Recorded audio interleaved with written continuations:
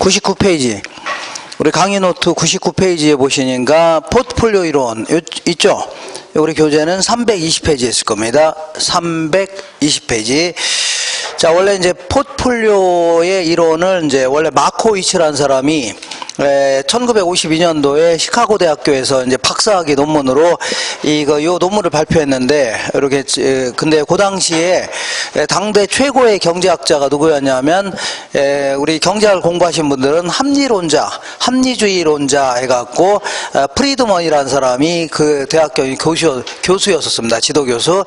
그리고 밀턴 뭐 이런 사람이 있었는데, 이런 사람들이 이 논문을 보더니 찢어버리려고 했답니다. 왜냐하면, 너 이 장사하려고 환장했냐? 돈 벌려고? 요거는 경제학도 아니다. 이런 식으로 해서 비아냥거렸다. 그런 얘기입니다. 근데 요게, 요 논문 자체가 이제 포트폴리오 셀렉션이다 하는 논문이었는데, 이 논문 자체가 1990년도에 이 증권시장, 금융시장의 균형을 설명하는 획기적인 이런 논문이라는 게 판명됐습니다. 그래서 이 논문 가지고 노벨 경제학상을 탄 아주 우수한 논문입니다. 이렇게. 근데 요거는 이제 이 경영학을 공부하신 분들은 요것만 가지고 한 학기 내내 또 책을 한 권 공부하고 또 다른 학년에 가서 뭐 투자론에서 또 막 공부하고 합니다. 그러니까 내용 자체가 좀 많아요. 근데 그거를 전부 다 우리가 공부하냐? 그건 아닙니다. 여기서 이제 공부할 내용은 몇 개 안 돼요. 그리고 한 3마디 정도만 딱 기억하시면 됩니다. 몇 마디라고요? 3마디. 무슨 얘기인지 모르겠지만 어쨌거나 비체계적 위험을 줄일 수 있다. 이런 거 있죠? 이게 첫 번째고, 자꾸 반대로 움직일수록 분산 효과는 커진다는 얘기죠? 이게 두 번째고, 마지막으로는요. 자, 이거 어떤 게 만족감이 극대화되는 투자 집합이냐면 효율적 전선하고 투자자들의 무차별 곡선, 요게 만나는 점 있죠? 요 3마디만 다 기억하시면 됩니다. 몇 마디라고요? 3마디. 자, 그럼 지금부터 요거 좀 알아볼게요. 자세히 물어볼 수가 없으니까 그렇게만 하시면 돼요. 이렇게. 자, 일단은 포트폴리오 이론이다. 이쪽으로 와보겠습니다. 포트폴리오다. 이렇게. 자, 이렇게 해서 이 이론인데, 얘는 이제 다 주식시장에서 나온 용어들입니다. 갑이라는 사람이 한 10억을 갖고 있는데, 이렇게. 자, 이 주식에 이제 투자를 하려고 할 겁니다. 이렇게. 근데 이제 A라는 주식은 뭐냐면, 우산 만드는 회사 주식이에요. 여기다 이제 100% 몰빵했다 치자. 이렇게. 그러면, 요거는 이제 이 기대 수익률은 계산할 수 있어 없어요, 아까 했었죠? 각 상황하의 수익률을 발생 확률로 평균 낸 겁니다. 그리고 오염도 계산이 가능합니다. 분산과 표준 편차. 그러니까 오염이 크냐 작냐 이것도 측정이 가능합니다. 분산과 표준 편차로. 그러면 기대치는 10%라고 치자. 그리고요, 오염은 8%라고 치자. 그러면 이 투자한 이후에 시장이 어떻게 변할지 알아요, 몰라요? 아무도 모르는 거죠. 그러니까 여러 가지 상황. 그러니까 만약에 이런 상황이라면, 그러니까 우산 만드는 회사에 투자했는데 나중에 비가 만약에 많이 오고 선선하면 우산은 잘 팔려요, 안 팔려요? 잘 팔릴 거 아닙니까? 잘 팔리면 나중에 주가도 올라가요, 안 올라가요? 올라가니까 나중에 비싸게 팔 수도 있는 거죠. 맞죠? 그리고 배당도 많이 받을 수가 있다 그런 얘기입니다. 그러니까 만약 이런 상황이라면 비가 많이 오고 선선하다면 높은 수익을 기대할 수 있을 겁니다. 근데 만약에 가뭄이 심하고 무덥다면 우산은 잘 팔려요, 안 팔려요? 안 팔릴 거 아닙니까? 그러니까 아주 낮은 수익을 기대할 수밖에 없네요. 그러면 어쨌거나 우산 만드는 회사는 얘가 호황이고 얘가 불황이 되는 겁니다. 이렇게 될 확률을 계산했더니 한 10% 나왔다는 얘기입니다. 이런 식으로 하니까 잘하면 대박 나지만 잘못하면요 쪽박 날 수 있다는 얘기입니다. 이번엔 이렇게 해볼게요. 어떻게 하냐면, 자, B라는 주식에 100%를 다 투자한다고 치자. 얘는요 아이스크림 만드는 회사 주식입니다. 아이스크림. 자, 여기다가 이제 다 투자한다고 가정해보자. 그럼 이것도 똑같이 기대 수익률은 10%, 오염은요 8%라고 치자. 이렇게. 자, 그러면 투자한 이후에 시장이 어떻게 변할지 알아도 몰라요? 모르죠. 만약에 이런 상황이라면 만약에 비가 많이 오고 선선하면 아이스크림 잘 팔려, 안 팔려? 자, 비 막 소나기 맨날 오고 하는데 뭐 밥 안 밥 불고 이러고 다니는 사람 있어 없어요?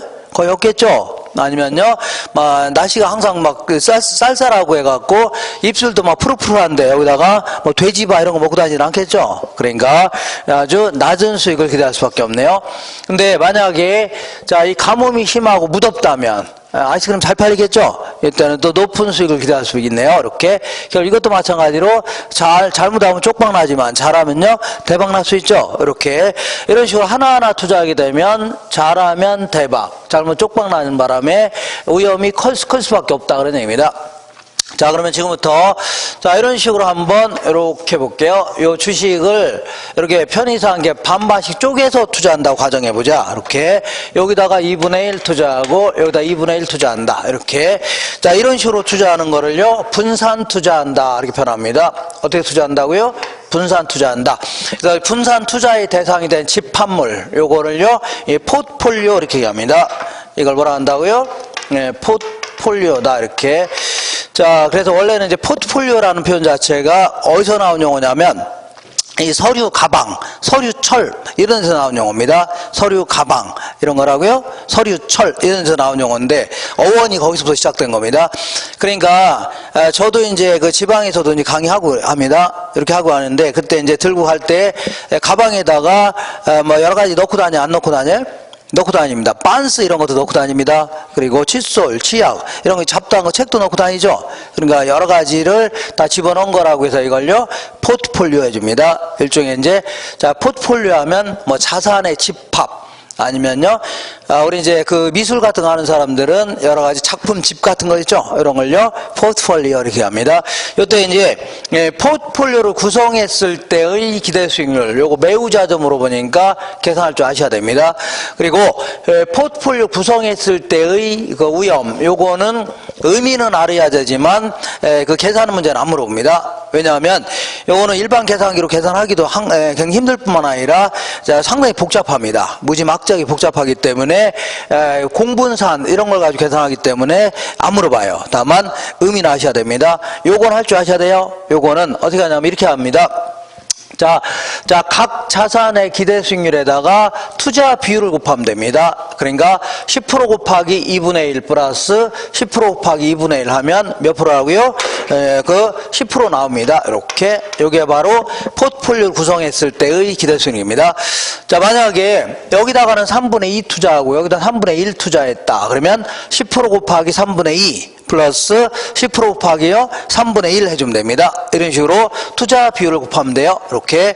자, 요거는 계산할 줄 아셔야 됩니다. 매우 자주 물어봅니다. 근데 얘는 계산 문제는 안 나옵니다. 다만 원래는 어떻게 되냐면 이렇게 돼야 됩니다. 원래는 8% 곱하기 2분의 1 플러스 8% 곱하기 2분의 1 하면 원래는 몇 프로라고요? 8%가 원래 나와야 되는데 얘가 위험이 한 6% 정도 이렇게 줄어든 효과가 나타납니다. 위험이 줄어든 효과가 나타나요. 왜 그런가 보겠습니다. 왜 그러냐면 자, 어쨌거나 자, 여기서 반드시 기억할 것은 이 포트폴리오를 구성한다 하더라도 기대 수익률이 줄어든 건 아닙니다. 얘가 줄어든 건 아니다. 이거 반드시 기억하셔야 돼요. 요거는 자, 이 투자 비율에 따라 평균을 했을 뿐입니다. 요거는 줄어드는 게 아니다. 이거 하셔야 됩니다. 다만 뭘 줄일 수 있다고요? 위험이 줄어든 효과가 나타납니다. 위험이. 왜 그런가 볼게요. 자, 투자한 이후에 어쨌거나 이 분산 투자하더라도 그대로 10% 맞네요. 10% 그대로. 근데 만약에 가뭄이 비가 많이 오고 선선하다면 만약에 비가 많이 오고 선선하다면 우산은 잘 팔려요? 안 팔려요? 잘 팔리겠죠? 근데 아이스크림 또 지질이 안 팔릴 수 있겠네요. 그럼 여기서 마이너스 효과를 플러스 효과로 깔 수가 있다는 얘기입니다. 그러다 보니까 기대치의 변동폭이 이렇게 줄어들 수가 있는 겁니다. 이렇게. 아셨나요? 이번에는 자, 가뭄이 심하고 무덥다면 만약에 가뭄이 심하고 무덥다면 아이스크림 잘 팔려요? 안 팔려요? 잘 팔리죠? 근데 자, 이 가뭄이 심하고 무더우니까 우산은 또 안 팔릴 수 있겠네요. 그러면 마이너스 효과를 플러스 효과로 깔 수가 있다는 얘기죠. 그러면서 기대치의 변동폭이 요래 줄어들 수가 있다 그런 얘기입니다. 그러니까 아까 하나하나 투자했을 때는 잘하면 대박, 잘못 쪽박 날 수 있죠. 근데 같이 나눠 투자하게 되니까 자, 어떻게 해요? 잘해도 조금 더 들어오고 잘못 조금 가질 수 있다는 얘기죠. 이런 식으로 위험이 줄어든 효과가 나타납니다. 기대치는 뭐 큰 차이가 없는데 뭐가 줄어든다고요? 오염이 줄어드는 효과가 나타납니다. 이걸요 분산 효과다 해줍니다. 무슨 효과라고요? 분산 효과. 이렇게 하시고, 무슨 얘기 하시나요? 이렇게 하시고, 그래 좋다. 자, 오염이 이렇게 줄어든 효과가 나타나는데, 그러면 맨 아래 볼게요. 99페이지 맨 아래 보니까 뭐 무슨 그림이 있죠? 그림 프린트가 잘못돼서 그러는데, 어쩌거나 그러면 무슨 오염이 줄어드나 알아볼게요.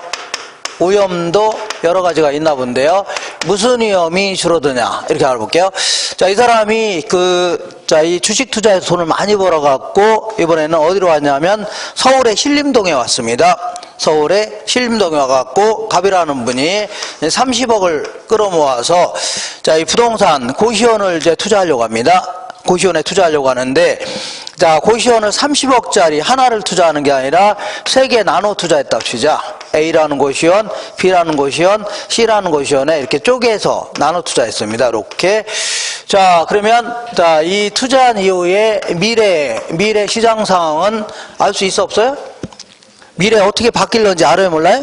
아무도 모르는 거 아닙니까? 그죠? 그러니까 미래에 A라는 부동산, B라는 부동산, C라는 부동산이 있는데 미래에 어떻게 변할지 아무도 모르는 거죠? 만약에 이런 상황이라면, 이런 어떤 상황이냐면 투자한 이후에 정부가 공무원을 대폭 축소하기로 발표했다면, 공무원을 어떻다고요? 대폭 축소하기로 했답니다. 그러면 이 지역에서, 여기는 이제 서울의 신림동의 고시원인데, 자, 여기는 그냥 잠만 자는 고시원이 아니라 진짜 공부하는 고시원입니다. 가서 공부도 하고 잠도 자고 이런 고시원인데, 여기는 7급 공무원, 9급 공무원 공부하는 사람이 많이 있겠죠? 근데 공무원을 자꾸 대폭 축소하기로 한다면 아무래도 이거 합격하기 힘들어지니까 여기 빠져나간 사람이 있어, 없어요? 많이 있겠죠? 그러니까 전체적으로 평균적으로 쭉 빠져나갈 수밖에 없는 겁니다. 그러니까 셋 다다 낮은 수익을 기대할 수밖에 없네요. 물론 약간의 오차는 있지만 평균적으로 이렇게 비슷하게 빠져나갈 수밖에 없는 겁니다. 이해가 되겠죠? 이렇게.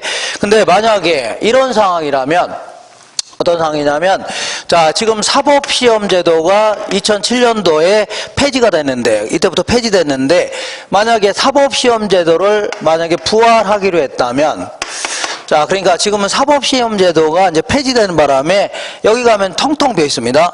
어떻게 비어 있다고요? 텅텅. 저 위쪽 가면 거의 다 비어 있습니다. 텅텅 비어 있다는 얘기죠? 장사 지질이 안 되고 있는데, 만약에 사법시험 제도를 부활하기로 했다면, 그러니까 지금은 로스쿨 제도입니다. 로스쿨이 어디 가요? 대학원 가서 공부해야 되는 거 아닙니까? 그러니까 이런 데는 텅텅 빌 수밖에 없어요. 근데 만약에 사법시험 제도를 부활하기로 했다면, 그러면 전국에서 학생들이 몰려 안 몰려요? 몰릴 수 있죠. 그러면 아무래도 셋 다다. 자, 이거 높은 수익을 기대할 수밖에 없네요. 물론 약간의 오차는 있지만 비슷하게 높은 수익을 기대할 수밖에 없네요. 이렇게. 그러면 이런 것들은, 자, 볼게요. 이런 걸로 인한 위험들은, 자, 볼게요.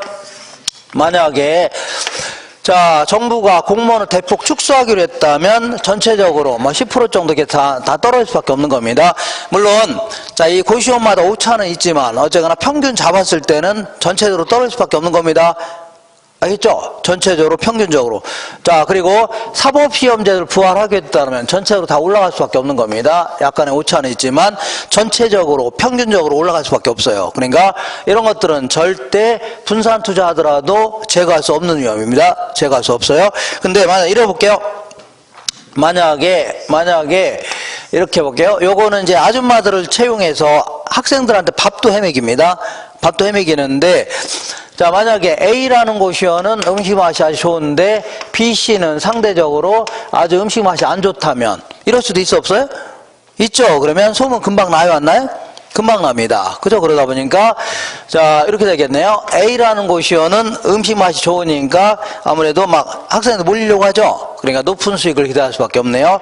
근데 B씨는 상대적으로 맛이 없으니까 막 옮기려고 하죠. 그러다 보니까 낮은 수익을 기대할 수밖에 없네요. 이렇게. 자, 이번에는 만약에, 자, 이 가정해보는 겁니다. 만약에 이런 상황이라면, 이 투자한 이후에 시고시원 근처에 대형 아파트 건설이 시작됐다면, 주변에 아파트 건설이 시작됐다면, 여기는 시끄러워서 이 공부하기 힘들겠죠? 아닌가요? 근처에 시끄러우니까 공부 못할 거 아닙니까? 그러니까 여기 바운드가 상당히 넓으니까 이런 데로 이사 가려고 할 겁니다. 그러니까 그러다 보니까 얘는 또 장사가 좀 안 되고 얘는 좀 잘 될 수 있죠. 이렇게. 자, 그러니까 시고시원 근처에 대형 아파트 건설이 시작됐다면 아무래도 자, 시고시원은 낮은 수익을 기대할 수밖에 없고 AB는요 상대적으로 높은 수익을 기대할 수 있죠. 맞아요? 맞죠? 자, 그러면 자, 볼게요. 이런 경우에는 자, 만약에 A 고시원은 음식 맛이 좋고 B, C는 안 좋다면 A는 높은 수익을 기대하지만 B, C는 낮은 수익을 기대할 거죠. 그러다 보니까 여기서 손해난 거 이득으로 깔 수가 있다는 얘기입니다. 그러다 보니까 기대치의 변동폭이 줄을 수가 있죠. 항상 이걸 기억하셔야 됩니다. 아무리 분산 투자한다 하더라도 기대 수익률이 줄어든 건 아닙니다. 다음은 뭘 줄일 수 있다고요? 위험이 줄어듭니다. 이번에는 시고시원 근처에 대형 아파트 건설이 시작됐다면 그러면 자, 시고시원은 낮은 수익을 기대하겠네요. 그죠? 그러니까 A, B는 높은 수익을 기대할 수 있죠. 그러다 보니까 마이너스 효과를 플러스 효과로 깔 수 있죠. 그러니까 기대치의 변동폭이 이렇게 줄어드는 겁니다. 되겠죠? 이렇게. 자, 그러다 보니까 이런 것들을 위험을 줄일 수 있다는 얘기지 이런 거는 절대 줄일 수가 없는 겁니다. 자, 지금부터 이 분사를 투자를 통해서 이 전혀 제거할 수 없는 위험, 이걸요, 이런 걸 체계적 위험이라는 겁니다. 자, 그러니까 이런 걸로 인한 위험을 뭐라고요? 체계적 위험이다. 모든 부동산에 공히 영향을 미치는 위험을요, 체계적 위험이다. 그리고 이런 거는요, 부동산마다 개별적으로 영향을 미치는 위험이 있죠. 이런 걸 뭐라고요? 비체계적 위험이다. 이렇게 표현합니다. 자, 그러니까 우리는 위험을 줄인다 하더라도 절대 체계적 위험은 제거할 수 있어 없어요? 없다는 얘기입니다. 뭘 제거할 수 있다고요? 비체계적 위험을 제거할 수 있다. 이렇게 하셔야 돼요. 그러니까 우리 삼겹살 먹을 때 어떤 사람은 비계를 제거하고 먹어야 안 먹어요?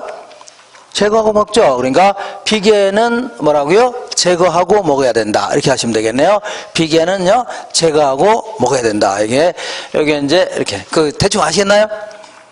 아시겠죠? 이렇게. 그러니까 자, 볼게요. 모든 부동산에 공히 영향을 미치는 위험을요, 체계적 위험이다. 이거는 절대 제거할 수 없는 겁니다. 자, 한 장 넘겨볼게요. 한 장 넘겨보시면 100페이지 맨 위에 볼게요. 자, 맨 위에 보니까 체계적 위험이라는 게 있고 비체계적 위험이라는 게 있는데, 체계적 위험은요, 모든 부동산에 공통적으로 영향을 미치는 위험이 있죠. 요걸요, 체계적 위험이다. 요거는 아무리 분산 투자하더라도 제거할 수 있어 없어요? 없다. 제거 불가능합니다. 예를 들어서 경기 변동이라든가 이자율 변동, 예상 밖 인플레가 발생하거나 전쟁이 발생하거나 이런 것들은 절대 제거할 수 없는 겁니다.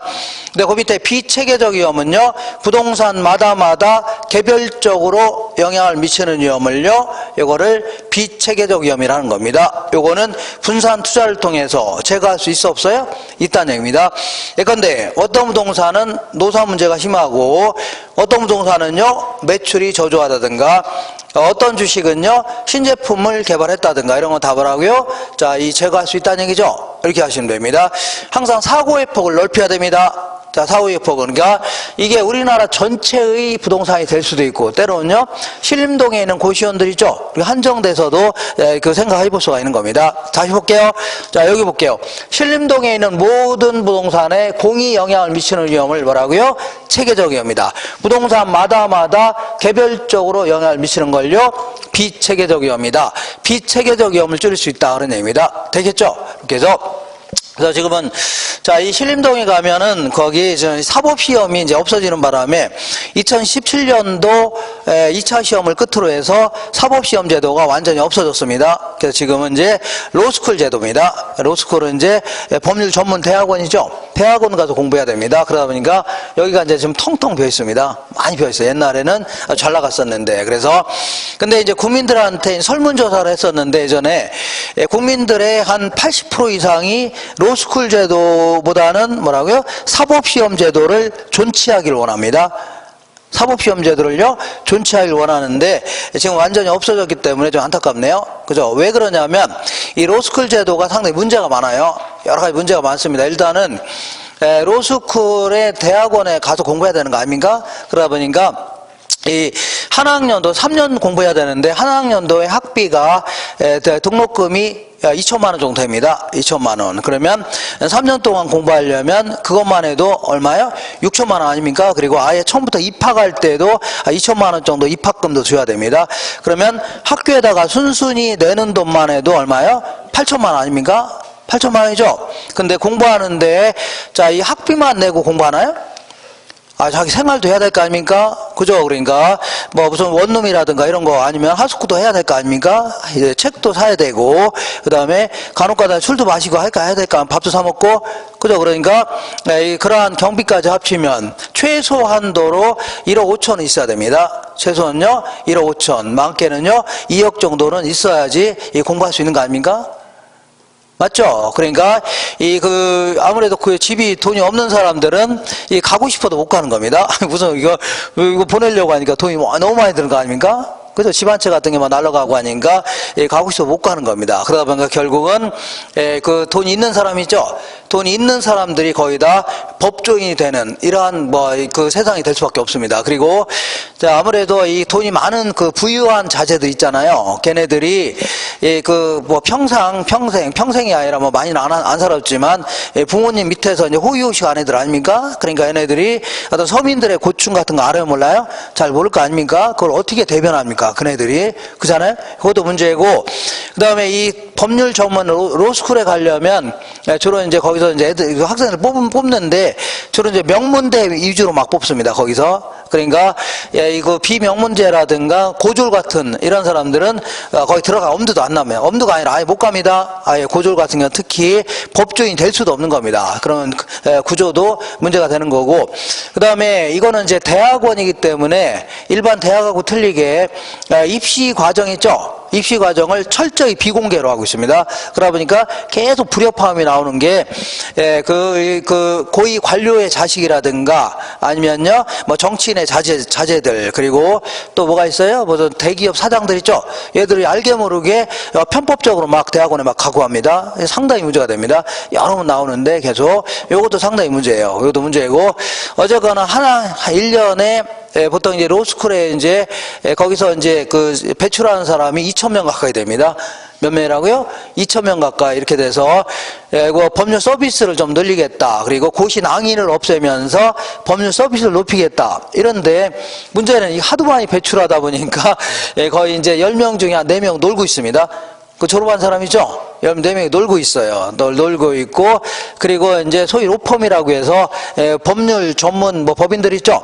얘네들은 이렇게 하도 이제 많아지니까, 졸업생들이 많아진 거 아닙니까? 그러니까 이 이익이 떨어지는 겁니다. 순이익이 자꾸 떨어지니까 이 변호만에서는 돈이 안 되죠. 그러니까 자꾸 중개사 쪽 여기 들어와서 중개 활동을 하려고 합니다. 이것들이 상당히 문제입니다. 그러니까 여러 가지 문제가 돼요. 그러니까 가능하면 없는 사람들도 법조인이 될 수 있는 이런 기회를 열어주는 게 좋습니다. 이건 제 생각입니다. 물론 모든 사람이 한 80%가 이렇게 생각하니까 저도 그렇게 생각하고 있습니다. 그러니까 근데 안타깝게도 그렇게 되긴 좀 힘들겠네요. 아직은.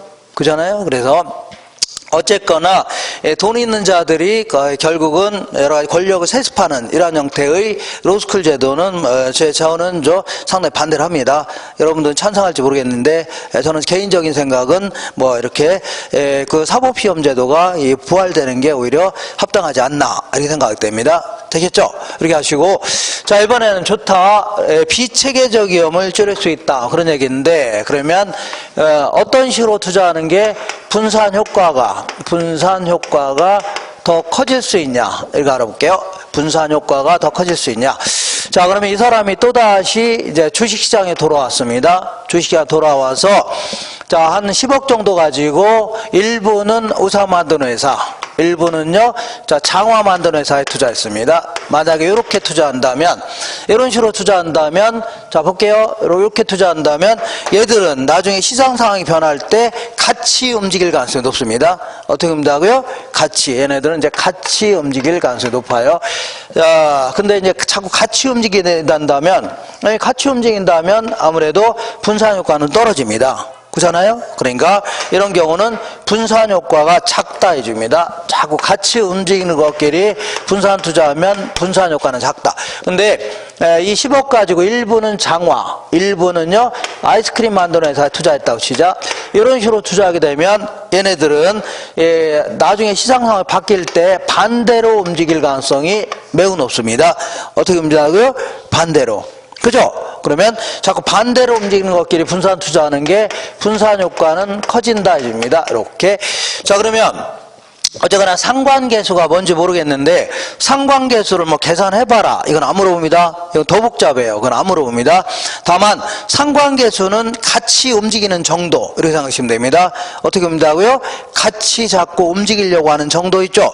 요걸요 상관계수라 하는데 만약에 얘랑 같이 투자하게 되면 자꾸 같이 움직이려고 하죠. 그러니까 얘는 상관계수가 두 자산 간의 상관계수가 크다 해줍니다. 그러니까 뭔 소리인지 모르겠지만 자꾸 같이 움직이려고 한다는 얘기죠. 뭔가 얘들은 좀 친하다는 얘기입니다. 그러니까 같이 움직이려고 하니까 상관계수가 크다. 근데 장화하고 아이스크림은 자꾸 반대로 움직이려고 하죠. 그러니까 얘가 서울 가려고 할 때는 자꾸 부산 가려고 하죠. 그러니까 친하지가 않다는 얘기입니다. 그러니까 상관계수가 작다 이렇게 표현합니다. 뭐 작다고요? 상관계수가 작다. 자, 이렇게 해서 그러면 상관계수를 이제 로우라는 이런 용어를 씁니다. 이런 용어를 쓰는데 만약에 상관계수가 가장 클 때가 그러니까 얘랑 투자했는데 가장 클 때가 플러스 1일 때입니다. 자, 플러스 1이라는 얘기는 정확히 같이 움직인다는 얘기입니다. 정확히. 그러니까 얘랑 같이 투자했더니 우산이 10% 올라갈 때 얘도 똑같이 10% 올라간다는 얘기입니다. 그러니까 분산 효과는 전혀 없다는 얘기입니다. 분산 효과는요 전혀 없다. 똑같은 폭으로 올라가는 겁니다. 정확히 같이 움직이는 겁니다. 그러면 분산 효과는 있어 없어요? 없다는 얘기입니다. 근데 만약에 분산 효과가 가장 작을 때가 상관계수가 가장 작을 때가 언제냐면 마이너스 1일 때입니다. 뭐라고요? 마이너스 1. 그러니까 예를 들어서 장화하고 아이스크림에 투자했더니 상관계수가 마이너스 1이라는 얘기죠. 마이너스 1이라는 얘기는 정확히 반대로 움직인다는 얘기입니다. 그러니까 얘랑 상관계수가 마이너스 1이라는 얘기는 장화가 10% 올라갈 때 아이스크림 10% 그대로 하락한다는 얘기죠. 그러면 마이너스 효과를 플러스 효과로 완전히 없애버릴 수 있다는 얘기입니다. 그러니까 비체계적 위험을 완벽히 제거할 수 있는 겁니다. 이렇게. 근데 이렇게 이제 극단적인 경우는 뭐 힘들 겁니다. 이렇게. 어쨌거나 이렇게. 자, 상관계에서는 마이너스 1에서 플러스 1 사이의 값을 갖게 되는데 자꾸 플러스 1일 때는 두 자산 간의 상관계수가 플러스 1일 때는 분산 효과는 없습니다. 그러니까 1이 아닌 이상은 있기 시작하는데 점점 뭐라고요? 자꾸 마이너스 1 쪽으로 갈수록 분산 효과는 점점 커지는 겁니다. 지금까지 한 거 정리할게요. 자, 우리가 그 분산 투자 하더라도 체계적 위험은 제거할 수 있어 없어요? 없고 뭘 제거할 수 있다고요? 비체계적 위험을 줄일 수 있다. 그래 좋다. 얘를 줄이겠다 그런 얘기인데 얘는 자꾸 어떤 식으로 분산 투자하는 게요? 반대로 움직일수록 분산 효과는 커집니다. 반대로 움직인다는 얘기는 자 뭐라고요? 상관계수가 자꾸 작다는 얘기죠. 별 상관없다는 얘기죠. 그러면 어디로 가죠? 자꾸 마이너스 1로 갈수록 가장 작을 때가 마이너스 1이죠.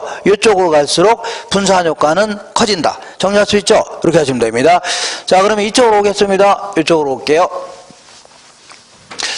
자, 그럼 이제 마지막으로 그러면 어떤 식으로 분산 투자하는 게 가장 만족감이 극대화되는 투자 집합인가 알아볼게요. 요거는 뭐 아주 복잡한 얘기이기 때문에 결론 위주로만 정리하시면 됩니다. 어떤 이유라고요? 결론 위주로만 딱 정리하시면 돼요. 자, 시장에는 A라는 부동산, B라는 부동산, C, D, E, F 신림동에는 무지막지하게 많은 고시원들이 있을 겁니다. 그러면 요거를 이렇게 그려볼게요. 요거는 이제 포트폴리오를 구성했을 때의 기대 수익률 이렇게 해볼게요. 자, 그리고 요거는요 포트폴리오 구성했을 때의 위험이다. 이렇게 위험. 포트폴리오를 구성했을 때의 위험 이렇게 해줄게요. 그러면 만약에 A하고 B로 분산 투자한다면 기대 수익률 계산할 수 있죠? 위험도 계산할 수 있다고 했죠. 시험에는 안 물어보지만 그러니까 기대치만큼 위험 이만큼에서 점을 찍어볼 수 있네요. 그 다음에 B하고 C를 분산 투자하게 되면 요 점이 찍힐 수 있는 거 아닙니까? 그 다음에 B, C, D를 분산 투자하면 이렇게 찍힐 수 있죠.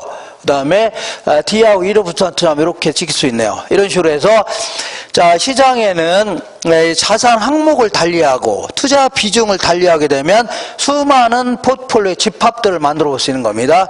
이거 되겠죠?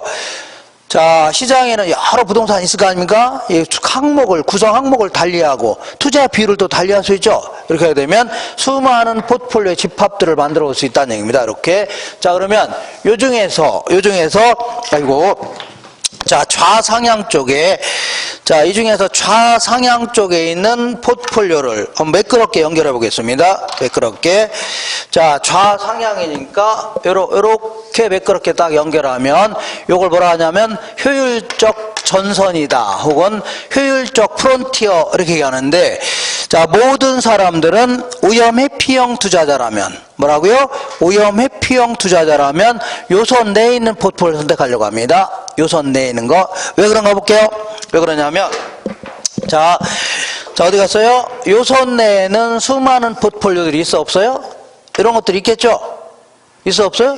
있는데, 여기 있는 선에 있는 것들은 전부 다 기대치는 같아요, 달라요? 같은데, 얘보다 얘가 위험이 작죠? 얘보다 얘가 작죠? 요걸 선택하려고 합니다.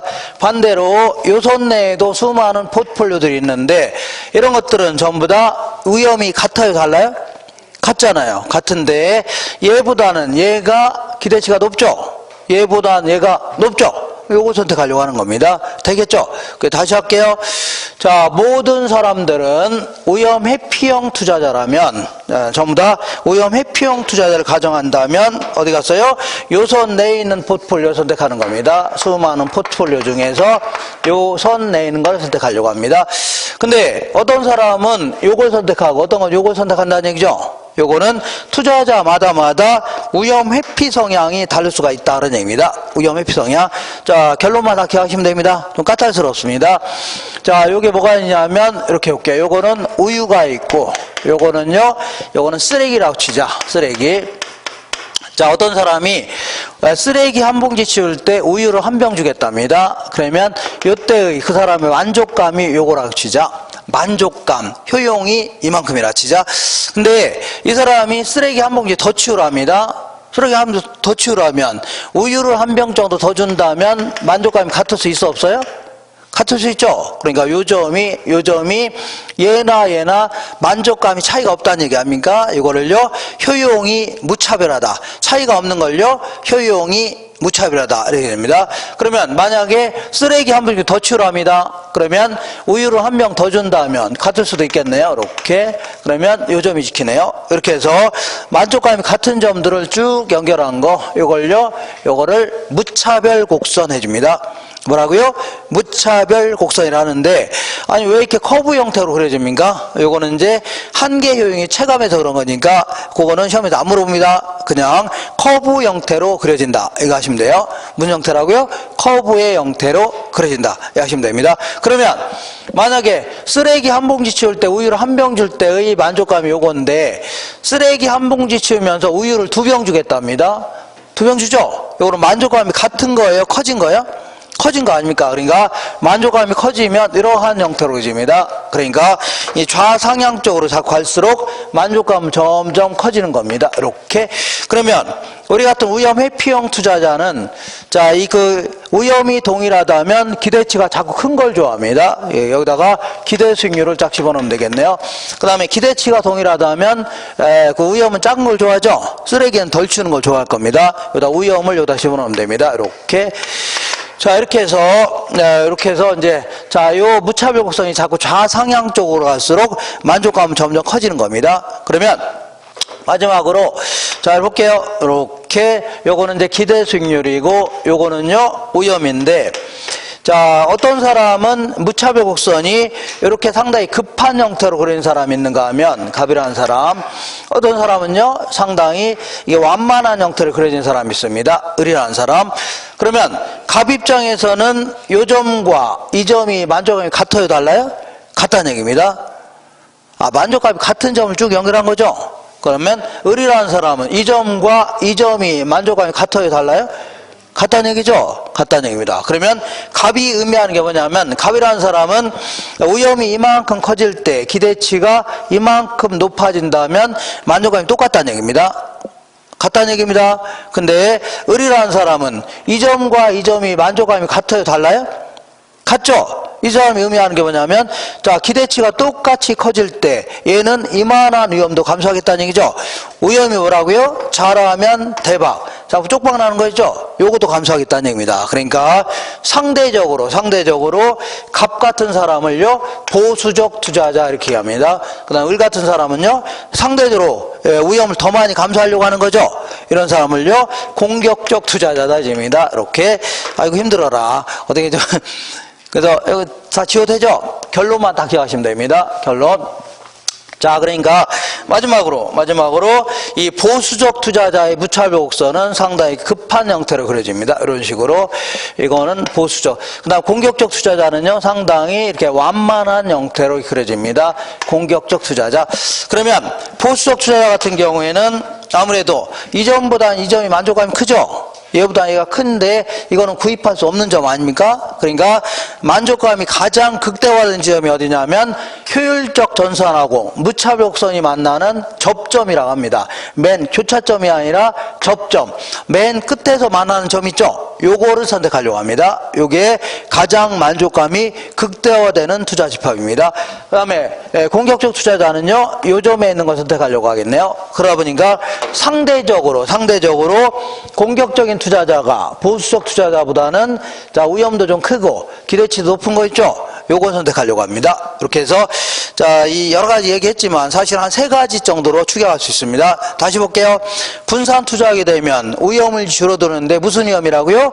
비체계적 위험이 줄어든다. 기억하시고, 두 번째는요, 위험이 줄어드는데 어떤 식으로 분산 투자하는 게 더 유리할 거냐 그런 얘기죠. 자꾸 반대로 움직일수록 분산 효과는 커집니다.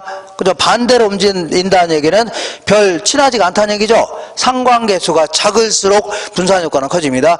그러면 상관계수가 가장 작을 때가 언제라고요? 마이너스 1로 갈수록 분산 효과는 커진다. 그 다음에 그러면 만족감이 극대화된 투자 집합은요, 투자자들의 객관적인 효율적 전선하고 투자자들의 주관적인 무차별곡선 있죠? 요게 만나는 점 있죠? 요게 바로 최적의 포트폴리오다 이렇게 얘기합니다. 자, 그러니까 이렇게 결론만 기하시면 됩니다. 그래서 우리 교재에 101페이지 잠깐 볼게요. 아니야, 요거 강의 노트 101페이지 메뉴에 자, 이 포트폴리오를 구성했을 때의 기대 수익률 자주 물어보니까 계산할 줄 아셔야 됩니다. 작년에 안 물어봤기 때문에 올해 좀 물어볼 가능성이 높아요. 1번 볼게요. 1번. 자, 3개의 부동산 자산으로 이루어진 포트폴리오가 있는데 전체 포트폴리오에 대한 기대 수익률은 5.8%다. 맞나 확인할게요. 호황과 불황이 될 확률은 각각 얼마라고요? 50%랍니다. 자, 그러면 얘는 일단은 하나하나에 대한 기대 수익률을 먼저 계산해야 됩니다. 아까는 기대 수익률 정해져 있는데 얘는요, 하나에 대한 기대 수익률을 먼저 계산해야 됩니다. 이렇게. 자, 그러면 A라는, 박스 볼 줄 아셔야 됩니다.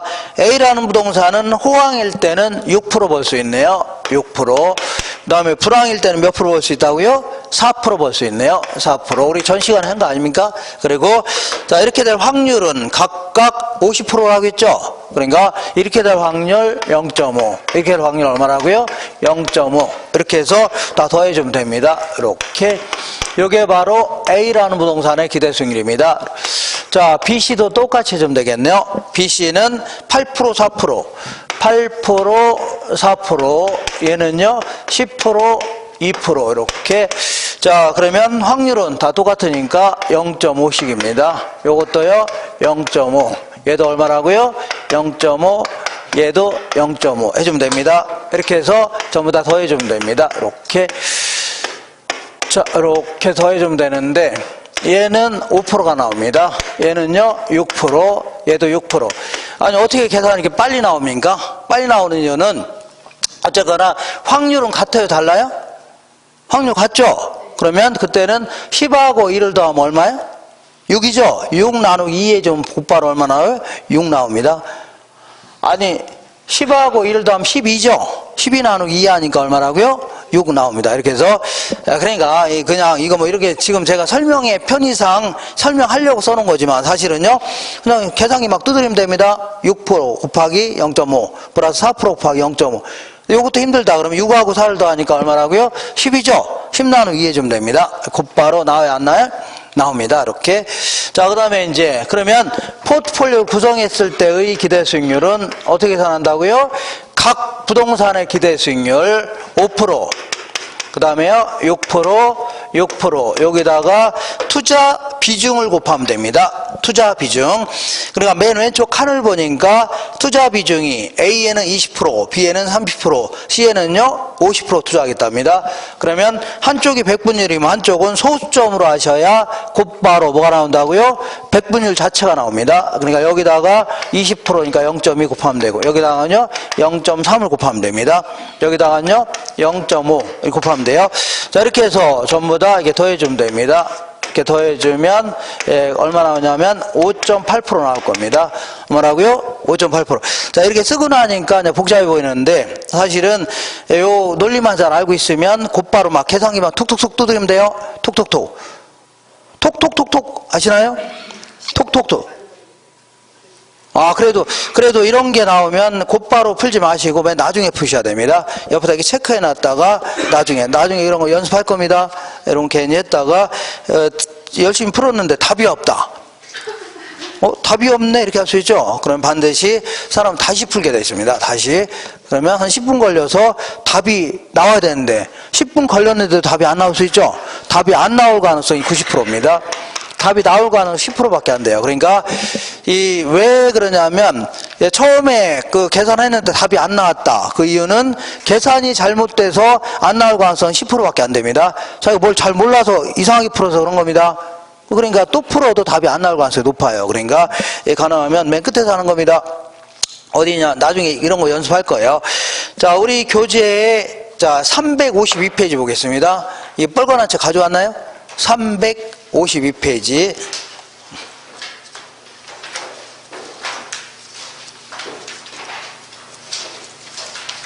300 얼마라고요?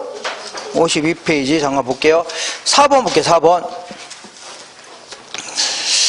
4번 이따가 한 번 더 할 겁니다. 다른 계산 내가 기출문제 다시 뽑아왔기 때문에 4번에 부동산 투자의 위험에 관한 설명으로 옳은 거를 모두 고른 것은 경기 침체로 인한 수익성이 악화되면서 야기되는 위험을 사업상 위험이다. 자, 아까 사업상의 위험은 크게 시장 위험, 그 다음에 운영 위험, 위치적 위험 구분될 수 있는데 경기 침체 이런 걸로 인한 위험을요, 이거를 자 뭐라고요? 시장 위험이다. 일종의 다 사업상의 위험입니다. 아까 부동산 투자의 위험 있죠? 그 중에서 시장 위험이 다 어디에 들어간다고요? 사업상의 위험이 들어가는 겁니다. 1번 맞는 겁니다. 2번 볼게요. 차입자에게 고정금리 대출을 실행한다면 대출자의 인플레 위험은 낮아진다. 요거는요, 고정금리가 아니라 변동금리로 빌려준다면 해줘야 됩니다. 변동금리로 빌려주게 되면 인플레가 발생하면 이자를 올려야 되겠다는 얘기죠? 그러니까 이게 틀렸네요. 이거는 이해가 안 된다. 그러면 다음 주에 할 겁니다. 세 번째 볼게요. 요거를 효율적 전선 혹은 효율적 프론티어즈입니다. 효율적 프론티어에서는 추가적인 위험을 감수하지 않으면 수익률을 늘릴 수 없다. 자 보세요. 증가시킬 수 없다. 그러니까 요게 효율적 전선인데 요 위험 수준에서 최고의 수익률을 나타내는 게 요거죠. 더 큰 수익률을 기대한다 그러면 추가적인 위험을 더 부담해야 되는 겁니다. 이렇게 이거 맞는 편입니다. 리을번 볼게요. 개별 부동산의 특성으로 인한 체계적 위험이 아니라 개별 부동산의 특성으로부터 야기되는 것은요, 체계적 위험이 아니라 비체계적 위험 해줘야 돼요. 비체계적 위험은 포트폴리오를 통하여 제거할 수 있다 해줘야 됩니다. 되겠죠? 이렇게 한 장 넘겨볼게요. 7번 보겠습니다. 7번. 포트폴리오 이론에 관한 설명으로 틀린 것은 1번에 주식, 회사채, 국채로 구성된 포트폴리오에 부동산이 추가로 편입된다면 오염 분산 혜택 등을 얻을 수 있다는 얘기죠. 자산 구성 항목이 많아지면 많아질수록 점점 분산 효과는 커질 수가 있는 겁니다. 2번 볼게요. 경기 변동, 인플레이션, 이자율의 변화 등에 의해서 야기되는 시장 위험은 이런 것들은 모든 부동산에 공히 영향을 미치는 거죠. 이런 거를 피할 수 없는 위험이다. 여기까지는 맞는데 이를 비체계적 위험이라고 해요? 체계적 위험이라고 해요? 체계적 위험이라 한다 해줘야 됩니다. 체계적 위험. 요게 틀렸네요. 자, 3번 볼게요. 투자자 자신의 무차별 곡선과 효율적 프론티어의 접점에서 최적의 포트폴리오가 선택된다는 얘기죠. 맞아요? 틀려요? 맞는 겁니다. 4번에 개별 기대 수익률의 분산 또는 표준 편차는 투자안의 위험을 측정하는 전통적인 방법이다. 아까 우리 위험을 측정할 때 분산이나 뭐라고요? 표준 편차로 측정했죠. 맞는 겁니다. 4번에 투자를 분산하는 것은 위험을 줄일 수 있는 방법 중에 하나이다. 맞는 거죠? 그리고 나머지 것들은 이따가 이게 문제에서 또 할 겁니다. 할 거죠. 그때 하기로 하고. 자, 잠깐만 쉬었다가 이제 다른 거 할 겁니다. 다른 거 하겠습니다. 잠깐 쉬겠습니다. 자,